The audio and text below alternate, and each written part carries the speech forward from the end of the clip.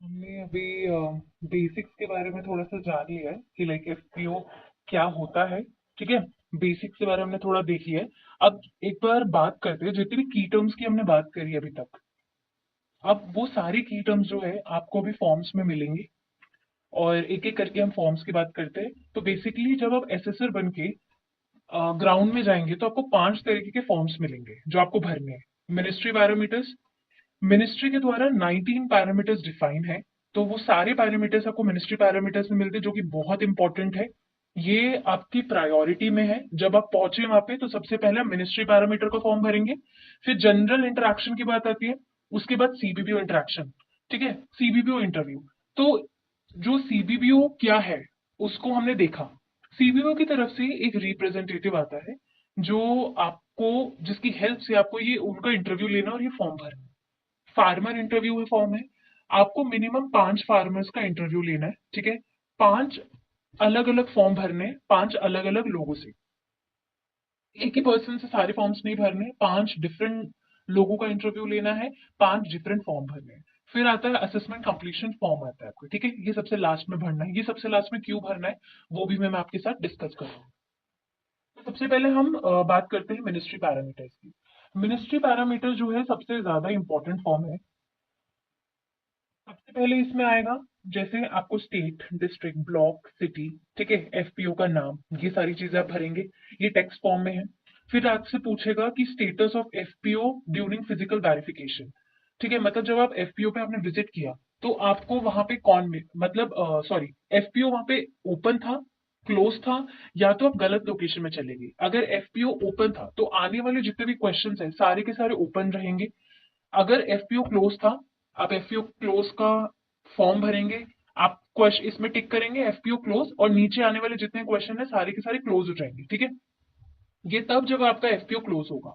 फिर आता है आपका आपका रॉन्ग लोकेशन। ये रॉन्ग लोकेशन आप तब टिक करेंगे जब इनकेस आप गलत लोकेशन में चले जाते हैं। ठीक है।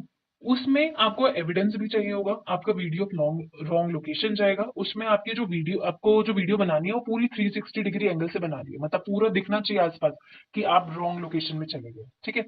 अगर आप ओपन में टिक करते हैं तो नेक्स्ट क्वेश्चन आपका आएगा सेल्फी ऑफ द असेसर। आप अपनी सेल्फी लेंगे। जियोटेक सेल्फी लेने का मतलब ये है कि आपका लैटिट्यूड लॉन्गिट्यूड उसमें मेंशन होगा। इससे पता चलेगा कि आप वहां जाकर आपने लोकेशन में जाके सेल्फी ली। ठीक है। उसमें आपके एफपीओ का नाम जरूर दिखना चाहिए, ये बहुत मैंडेटरी है। फिर आता है आपका इम्प्लीमेंटिंग एजेंसी। अब इम्प्लीमेंटिंग एजेंसी हमने दो पढ़ी थी, एक तो है नाफेड और दूसरा एफएसएसी। बट जैसा कि मैंने कहा था कि नाफेड में आपका खास फोक, अभी नाफेड के ऊपर हमारा फोकस है। ठीक है। नाफेड हम पे। उसके बाद एफपीओ की एज पूछी गई है। मतलब एज का मतलब है कि आपका एफपीओ जो है वो कितना पुराना है। 1 से 2 साल हो गए हैं, 2 से 3 साल हो गए हैं, या 3 साल से ज्यादा का हो गया है। ठीक है। आपको एज डिसाइड करनी है। जो भी आप ऑप्शन क्लिक करेंगे ना, आने वाले क्वेश्चंस के ऑप्शन आपको उसी तरीके से नजर आएंगे। तो अपना ऑप्शन बहुत ध्यान से चूज करना। अगर जैसे 1 से 2 ईयर आप चूज करते हैं तो आने वाले जो क्वेश्चन है नेक्स्ट, उसके ऑप्शन भी आपको 1 to 2 ईयर का ही ऑप्शन आपको अवेलेबल करेंगे। फिर आपसे एफपीओ लोकेशन टाइप पूछेगा। प्लेन एरिया में एफपीओ बना है या हिली एरिया में। प्लेन एरिया में जैसे हमने देखा था कि प्लेन एरिया में जो एफपीओ उसमें मिनिमम लोग कितने होते हैं, हमारे 300 लोग होते हैं। हिली एरिया में जो हमारा एफपीओ उसमें मिनिमम 100 लोग होंगे। तो आपको ये देखना है। उसके बाद आपसे पूछेगा कि नेम ऑफ एफपीओ ऑफिशियल, मतलब आप जब वहां पे एसएसआर बन के गए तो एफपीओ आपको वहां पे कौन पर्सन मिला। ठीक है। उस पर्सन का नाम लिखा, नीचे उस पर्सन का कॉन्टेक्ट नंबर लिखा, फिर उसका डेजिग्नेशन। अब जब एफपीओ पे जाते तो एफपीओ ऑफिशियल कौन होते, 3 तरीके की चीजें बताई थी मैंने। एफपीओ पे सीईओ मिलेगा, आपका अकाउंटेंट मिलेगा और बीओडी मिलेगा। तो इनमें से कोई आपको मिलेगा तो उसकी डेजिग्नेशन लिख देनी, उसका नाम और contact number. Name of CBBO पूछ रहा है, इसमें आपको ऑर्गेनाइजेशन का नाम लिखना है। कॉन्टैक्ट नंबर ऑफ सीबीबीओ, उस ऑर्गेनाइजेशन का contact number. Name of CBBO official, CBBO अपनी तरफ से एक ऑफिशियल बंदा भेजेगा आपको असेसमेंट पे। ठीक है। तो आपको उसका नाम लिखना है और उसका नीचे कॉन्टैक्ट नंबर आपको लिखना है। अब आती है बात number of farmer share holders. ठीक है। अब जैसे हमें पता है कि फार्मर्स ही है जो सारे शेयर होल्डर्स है एफपीओ में। ठीक है। अब जैसे मैंने क्वेश्चन बताया था आपको कि अगर आप जो ऑप्शन टिक करते हैं वही आपका खुलेगा। यहाँ पे 1 से 1 ईयर to 2 ईयर लिख रखा है। अगर आप जो भी ऑप्शन अपने एफपीओ की एज टिक करते हैं तो ऑप्शन आपको उस हिसाब से अवेलेबल होंगे। ये सारे ऑप्शन है 1 से 2 ईयर के लिए। अगर जैसे मान लेते हैं, एग्जाम्पल दे रही हूँ, फार्मर्स, नंबर ऑफ फार्मर्स आप शेयर होल्डर में देखते हैं कुछ 500 है, तो कौन सा ऑप्शन जाएगा आपका? Option number third, between 500 to 599। ठीक है। अब एविडेंस भी चाहिए, आपने कोई ऑप्शन टिक लगाया है, हमें कैसे पता कि वो करेक्ट है, उतने नंबर शेयर होल्डर्स है कि नहीं है उसमें? उसमें आपका एक्सेल फाइल आप मांगेंगे उनसे। ठीक है। इसमें एफपीओ का नाम होगा और टोटल नंबर ऑफ आपके शेयर होल्डर्स प्रेजेंट होंगे कि कितने नंबर ऑफ शेयर होल्डर्स है। ठीक है। इसमें हर एक फार्मर का नाम होगा, सीक्वेंस वाइज नंबर है, और उनका जेंडर भी दे रखा, मेल फीमेल आप पता लगा सकते हैं। दूसरा है ये एमआईएस पोर्टल। हम एमआईएस पोर्टल को भी रेफरेंस लेते हैं, बट एक इशू ये है कि हो सकता है कि एफपीओ ने एमआईएस पोर्टल को अपडेट ना किया हो। पहले मान लेते हैं कि एफपीओ में 100 फार्मर थे, बट कुछ टाइम बाद फार्मर की जो गिनती है वो बढ़ गई, तादाद बढ़ गई है, फार्मर वो 500 हो गए, और इन्होंने जो सीईओ है या फिर जो भी ऑफिशियल, उन्होंने हमारे ये जो एमआईएस पोर्टल है उसको अपडेट नहीं किया, तो फिर आपका आंसर वेरीफाई कैसे होगा? तो इसलिए हार्ड कॉपी लेना बहुत जरूरी है, क्योंकि ये टाइम टू टाइम उसको अपडेट करेंगे। ग्राम पंचायत की लिस्ट, वो लिस्ट ले सकते हैं, उनसे मांग सकते हैं। ठीक है। उसमें कितने ग्राम पंचायत है वो सब लिखा होगा, उसमें फार्मर की, आपके एफपीओ का स्टैंप और सिग्नेचर होना जरूरी है, जिससे क्लैरिफाई हो जाएगा कि हाँ ये मैं इतने हैं। ठीक है। हमें बेसिकली अपने जो भी आंसर टिक कर है ना उसको क्लैरिफाई करना है, उसको मैच करना है कि इतने हैं। उसके बाद आपसे पूछेगा कि आपके number of gram panchayat covered by FPO, मतलब आपका जो एफपीओ है उसने कितने ग्राम पंचायत को कवर करेगा, मतलब उस एफपीओ में कितने ग्राम पंचायत आते हैं, 4 या 4 से ज्यादा, 2 या 3 या फिर 1 ग्राम पंचायत। ठीक है। इसका रेफरेंस अगेन आप उनसे ग्राम पंचायत की लिस्ट मांगेंगे, वो आपको बताएंगे कि कितने हैं, उसमें नंबर दे रखा होगा कि इतने ग्राम पंचायत है, साथ में ग्राम पंचायत के नाम लिखा होगा। ठीक है। उसमें एफपीओ का स्टैंप और सिग्नेचर सीईओ के, अकाउंटेंट के, इन लोगों के सीईओ का चाहिए होगा। उसके बाद यहाँ पे एमआईएस पोर्टल को भी हम रेफरेंस ले सकते हैं, बट अगेन हो सकता है कि अपडेट ना करा हो, तो हम इसको एक पक्का एविडेंस लेके नहीं चलेंगे। ठीक है। हार्ड कॉपी हम बिल्कुल मांगेंगे हर केस में। यहाँ पे नेक्स्ट पूछ रहा है इक्विटी ग्रांट रिसीव कितना है एफपीओ द्वारा। अब इक्विटी ग्रांट जो है अब क्या होता है हमको पता है। ठीक है। हमने डिस्कस किया था फेज 1 में। अब इक्विटी ग्रांट मान लीजिए 5 लाख है, एग्जाम्पल दे रही हूँ, तो कौन सा ऑप्शन टिक होगा? 3 to 6 लाख, ये वाला ऑप्शन।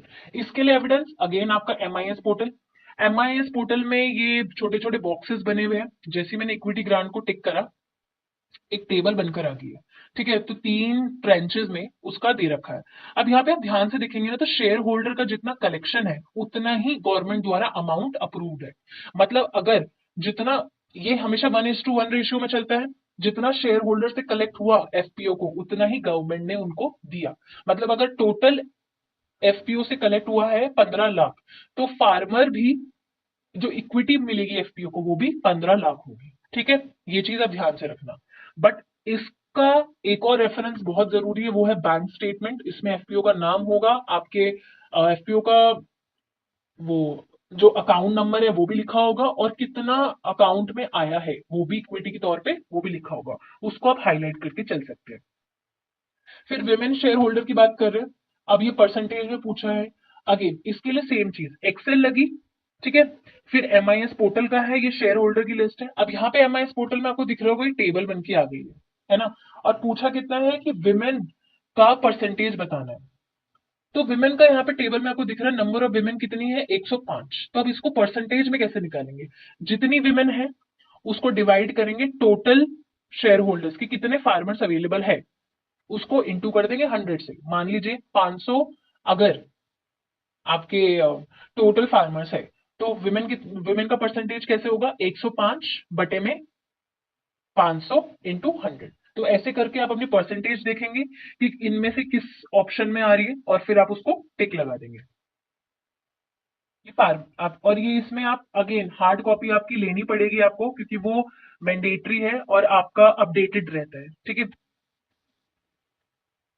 नेक्स्ट क्वेश्चन आपको शेयर होल्डर जो कि लैंडलेस है, स्मॉल है और मार्जिन है, तीन चीजें पूछी गई है। तो सेम चीज आपको एक्सेल लेंगे, आपने एक्सेल मांगी, एमआईएस पोर्टल में आप कैलकुलेट करके देख सकते हैं। यहाँ पे तीन अलग अलग कॉलम है, फार्मर, स्मॉल फार्मर की बात करी है, मार्जिनल फार्मर की बात करी है और लैंडलेस की। तीनों को प्लस किया, डिवाइड करा टोटल शेयर होल्डर से इंटू 100, फिर मेरी परसेंटेज आएगी, वो मैं इसमें डाल दूंगी। फिर पूछ रहा है, नेक्स्ट क्वेश्चन आता है कि सीईओ का मैंडेटरी होना जरूरी है 6 मंथ, मतलब सीईओ को जब अपॉइंट किया था उसका कम से कम 6 महीने का तो मैंडेटरी है कि वो अपनी पोजीशन में रहा हो उस एफपीओ का एज अ सीईओ। तो उस पर क्या पूछना है आपको, पहले तो कि वो जो सीईओ है क्या वो सेम ब्लॉक से है, सेम ब्लॉक से नहीं है तो क्या सेम डिस्ट्रिक्ट से है, सेम डिस्ट्रिक्ट से नहीं है तो क्या, या फिर नॉट फ्रॉम सेम डिस्ट्रिक्ट। ठीक है, फिर वो उसको आप टिक करेंगे। एविडेंस के तौर पे सीईओ का अकाउंट अपॉइंटमेंट लेटर मांगेंगे, उसमें एफपीओ का नाम, सीईओ का नाम वेरीफाई कर सकते हैं इसमें से, और आपका सीईओ का जो भी अकाउंट, उसकी जो सैलरी होती है ना 25,000, वो भी लिखी होगी, और साथ में उसका अपॉइंटमेंट डेट लिखा होगा। सेम चीज आपको ध्यान देनी है आपके अकाउंटेंट के लिए। अकाउंटेंट का आपका 6 मंथ्स का अवेलेबिलिटी होनी चाहिए मैंडेटरी। ठीक है, अकाउंटेंट से भी सेम क्वेश्चन पूछना है कि क्या वो सेम ब्लॉक से है, सेम डिस्ट्रिक्ट से है, या तो सेम डिस्ट्रिक्ट से नहीं है। अपॉइंटमेंट लेटर मांगेंगे उनसे, उसमें अकाउंटेंट का नाम, एफपीओ का नाम, और उनके ज्वाइन कब हुआ था, कितना टाइम हो गया ज्वाइन करे हुए, और कितनी सैलरी उनको 10,000 मिलती है, ये सारी चीजें उसमें लिखी होगी। फिर आते हैं आपके क्वेश्चन में कि एफपीओ जो है वो नेचुरल फार्मिंग है या अदर एफपीओ है।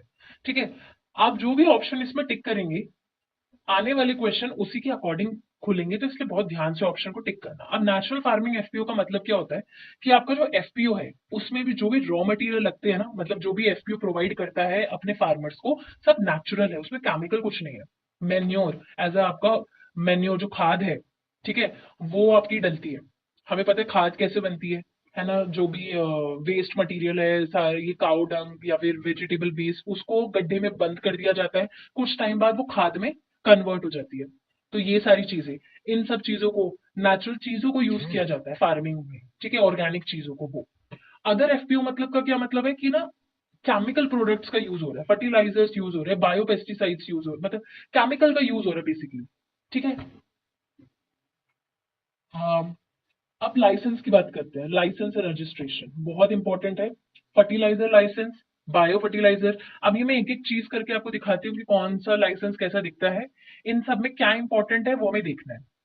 आप जैसे ना इन बॉक्स को क्लिक करेंगे, अगर आप फर्टिलाइजर को क्लिक करते हैं, ठीक है, तो नीचे ना उसी के हिसाब से फोटो का डॉक्यूमेंट खुल जाएगा कि आपको वो फोटो अपलोड करनी है। तो अगर इन केस मान लीजिए फर्टिलाइजर का डॉक्यूमेंट नहीं है उनके पास, तो उस पर टिक मत करना, नहीं तो फिर वो क्वेश्चन में नीचे क्वेश्चन खुलेगा कि डॉक्यूमेंट अपलोड कीजिए, तो ध्यान से आपको अपलोड करना है। मैं, ये है आपका सीड का लाइसेंस। ठीक है, कैसे दिख रहा है आपका, यहाँ पे लिखा हुआ है licence to carry on the business of a dealer in a seed. ठीक है, एफपीयू का नाम आ गया है आपका। दूसरा, आपका इसमें ये भी दे रखा है कि इशू कब हुआ था, और वैलिड कब तक है। ये दोनों चीजें बहुत जरूरी है। किसी भी डॉक्यूमेंट को जो कि आपका एक्सपायर हो चुका है, आप उसको अपलोड नहीं करेंगे। ठीक है, आपको वैलिड डॉक्यूमेंट्स अपलोड करने हैं, एक्सपायर को नहीं करना है। अगर 2025 लिखा है, वैलिड अप टू कब तक है, 2025, तो एक्सपायर हो चुका है। तो आपको ध्यान देना है, एक्सपायर को नहीं करना है। यदि आप जाते हैं अपने एफपीओ में और वो आपको एक्सपायर डॉक्यूमेंट दे देता है और कहता है कि, जब आप उन्हें कहते हैं कि ये तो एक्सपायर हो गया है, मुझे तो करंट वाला दो, नया वाला, और वो कहते हैं कि हमने अप्लाई किया है बट अभी तक बन के नहीं आया, तो उनसे रसीद मांग लेना। अप्लाई किया तो रसीद होगी उनके पास, कुछ रिसीट, वो अपलोड कर देना।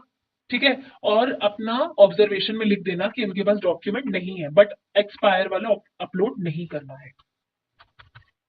फिर आपका दिखता है कौन सा, जीएसटी।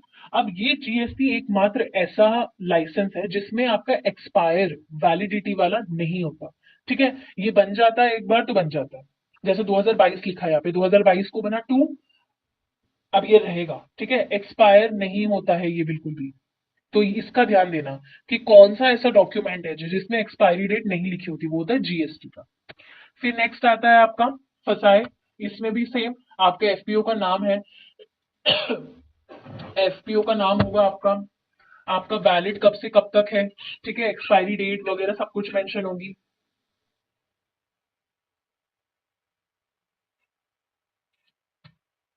ये सारी चीजें आपकी दे रखी होगी फसाई में भी। ये आपका फर्टिलाइजर का लाइसेंस का है, इसमें भी ऊपर लिखा हुआ है वैलिड इशू कब हुआ था और वैलिड कब तक है। ठीक है, फिर नाम लिखा होगा आपके एफपीओ का, ऐसे करके। अब कुछ कभी कभी डॉक्यूमेंट्स में क्या होता है ना कि वैलिड अप टू वैलिडिटी नहीं लिखी होती है, तो बट उसके अंदर मतलब डॉक्यूमेंट को जब आप रीड करोगे तो उसमें पता चलेगा it is valid up to 6 year, it is valid up to 2 months, मतलब उसमें नीचे लिखा होता है। आप पढ़ लेना पूरा डॉक्यूमेंट को, ठीक है। ये सारे पैटर्न होते हैं लाइसेंस के। कुछ लाइसेंस में बहुत नहीं लिखा होता तो उसमें पैटर्न वगैरह दे रखा होता है, तो ध्यान से आप रीड कर सकते हैं। ये है आपका मंडी लाइसेंस, ठीक है, कृषि उपज मंडी समिति। अब यहाँ पे साफ साफ तौर पे लिखा है मंडी, मतलब मंडी लाइसेंस है नहीं। कुछ स्टेट्स के जो मंडी लाइसेंस होते हैं उसमें मंडी लाइसेंस के नाम से मंडी लाइसेंस को नहीं जाना जाता, कुछ और नाम से भी जाना जाता है, जैसे फ्रूट्स एंड वेजिटेबल मार्केट। तो आप पूछ लीजिए अपने सीईओ से क्या इसको मंडी लाइसेंस कहते हैं, वो आपको बता देंगे। इसमें भी अपना पढ़ लेना, हो सकता है वैलिडिटी नहीं जो डेट है वो नीचे आसपास कहीं लिखी हो। ये आपका मंडी लाइसेंस था। ये अपेडा का है, मतलब अगर आपका एफपीओ कुछ एक्सपोर्ट वगैरह करता है तो वो सब चीजें लिखी होगी इसमें, ठीक है। इसमें सेम आपका इशू कब हुआ, वैलिड अप टू कब तक है, वो सारी चीजें लिखी होगी। ये आपका इंसेक्टिसाइड और बायो इंसेक्टिसाइड एक ही बात है, ठीक है। बायो, तो आप इसमें चेक कर सकते हैं आपकी इशू डेट कब की है और आपका एक्सपायर कब हो रहा है, दोनों चीजें लिखी होगी और आपके एफपीओ का नाम भी लिखा हुआ है यहाँ पे। तो ये चीज का आपको ध्यान देना होगा। इनपुट डीलरशिप, अब इसमें क्या मतलब होता है ना, एफपीओ जब इनपुट सप्लाई करता है अपने फार्मर्स को तो कहीं से तो वो खरीदता होगा इनपुट। अब उनके पास इनपुट कहाँ से आए, सीड फर्टिलाइजर, उसके पास कहाँ से आए ये सब कुछ, किसी से खरीदता होगा, किसी किसी इंस्टीट्यूट से खरीदता होगा, किसी कंपनी से खरीदता होगा। तो वहां से उसका सर्टिफिकेट, उसको प्रिंसिपल सर्टिफिकेट के नाम से जाना जाता है, ठीक है। अब 3 मोर इनपुट डीलर, 2 इनपुट मोर डीलर, मतलब क्या वो एक जगह से लेता है, 2 जगह से लेता है या 3 जगह से खरीद रहा है, अब उसका क्या होगा, प्रिंसिपल सर्टिफिकेट। यहाँ पे बड़ा बड़ा लिख रहा है इस कंपनी का नाम, नूजी वेडू सीड लिमिटेड, ठीक है। इसमें कंपनी का नाम लिखा हुआ है, सर्टिफिकेट प्रिंसिपल सर्टिफिकेट है, मतलब यहाँ से सीड्स वगैरह वो खरीदता होगा आपका जो एफपीओ है, ठीक है। उसके बाद एक और चीज है, आपसे एमओयू भी मांग सकता है और नेचुरल सीड कॉर्पोरेशन सर्टिफिकेट मांग सकता है, ये भी आपके एविडेंस चलेंगे। फिर आपसे बोल रहे हैं कि एफपीओ क्या, आपका जो एफपीओ है क्या वो प्रिक्योरमेंट सेंटर की तरह काम करता है कि नहीं करता है। प्रिक्योरमेंट सेंटर की तरह काम करता है मतलब वो अपने फार्मर्स का जो भी वो क्रॉप वगैरह देते हैं, ठीक है, उसका एक मिनिमम सपोर्ट प्राइस उसको देता है जब वो फार्मर्स को क्रॉप लाके देते हैं। क्या वो ऐसा करता है, यस या नो। अगर ऐसा करता है तो उसके पास कुछ एविडेंस होंगे, जैसे मंडी लाइसेंस, ई नाम बिल, ऑथराइजेशन लेटर, ठीक है, ये सारे उसके एविडेंस चलेंगे। फिर अब लर्निंग मैनेजमेंट सिस्टम के तहत, एलएमएस के तहत, आपके सीईओ को, अकाउंटेंट को और बीओडीज को एक ट्रेनिंग लेनी होती है जो उनके लिए बहुत मैंडेटरी होती है। तो आपको सीईओ से पूछना है क्या आप लोगों ने ये सारी ट्रेनिंग ले रखी है। 6 मॉड्यूल कंप्लीट करने होते हैं सीईओ को, अकाउंटेंट को और बीओडी को, ठीक है। तो आपको उनसे पूछना है, कम से कम 7 लोगों को तो मैंडेटरी है कि करना है कि नहीं करना है। तो अब जब उन्होंने ट्रेनिंग लिया है तो उसका एविडेंस क्या लगेगा, सर्टिफिकेट। सर्टिफिकेट मांगा उन्होंने, सर्टिफिकेट लगेगा। ट्रेनिंग, अब यहाँ पे ऑप्शन है कि 4 लोगों ने लिया प्लस सीईओ, 3 लोगों ने लिया प्लस सीईओ, 2 लोगों ने लिया प्लस सीईओ। तो ये 3 लोग 4 लोग क्या है जो सीईओ के अलावा है, जैसे अकाउंटेंट और बीओडी, ठीक है। इनका एविडेंस क्या लगेगा, सर्टिफिकेट। अब ये एलएमएस सर्टिफिकेट कैसे दिखता है, यहाँ पे लिखा है प्रमाण पत्र, आपके सीईओ का नाम लिखा हुआ है, दिनांक लिख रखा है और लिखा हुआ है एसएफएसी का नहीं होगा, ये किसका होगा, नाफिड का होगा। इसका अब ध्यान देना। On boarding of FPO product और ओएनडीसी पोर्टल, मतलब आपका जो एफपीओ है क्या आपके बनाए हुए प्रोडक्ट को, मतलब क्या होता है ना, जैसे कि आपके एफपीओ में आप लोगों ने चावल उगाए, ठीक है, वीट उगाए, बेसिकली चावल तो नहीं उगाएंगे, वीट उगाएंगे, वीट उगाया और उनको दे दिया। वीट से उन्होंने कुछ बनाया, ठीक है, गेहूं से उन्होंने आटा बना दिया। तो ये क्या हो गया, एक वैल्यू एडिशन हो गया ना। अब आटे का पैकेजिंग वगैरह करके वो बेचेंगे कहीं पे, तो वो किस पे बेच रहे, ओएनडीसी प्लेटफॉर्म, ई नाम प्लेटफॉर्म के नाम से जाना जाता है, जैसे उसको नाम है माई स्टोर, ई नाम। ये इस तरीके से दिखता है आपका, ये ओएनडीसी प्लेटफॉर्म